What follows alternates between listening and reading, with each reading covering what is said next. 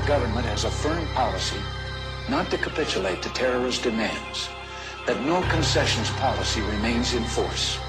In spite of the wildly speculative and false stories about arms for hostages and alleged ransom payments, we did not, repeat, did not trade weapons or anything else for hostages.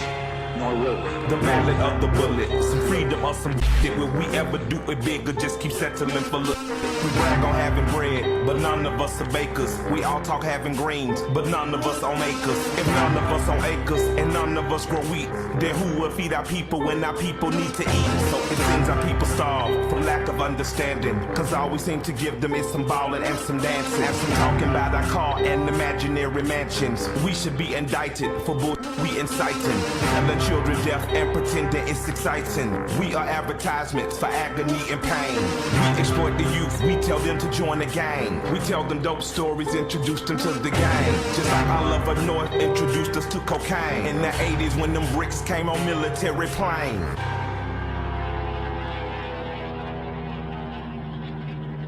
A few months ago, I told the American people I did not trade arms for hostages.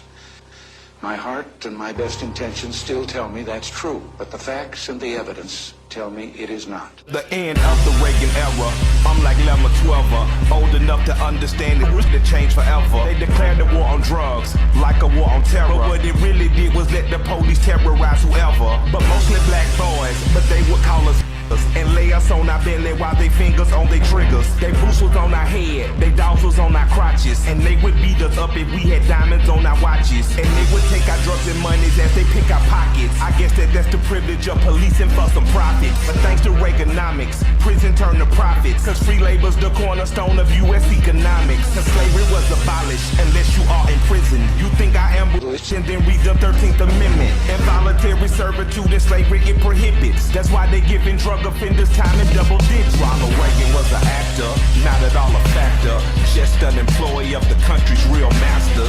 Just like the Bushes, Clinton and Obama, just another talking head telling lies on teleprompter. If you don't believe the theory, then argue with this logic. Why did Reagan and Obama both go after Gaddafi? We invading sovereign soil, going after oil. Taking countries is a hobby paid for by the oil lobby. Same as in Iraq and Afghanistan, and I'm a dinner jar, say they coming for Iran. They only love the rich and how they load the poor.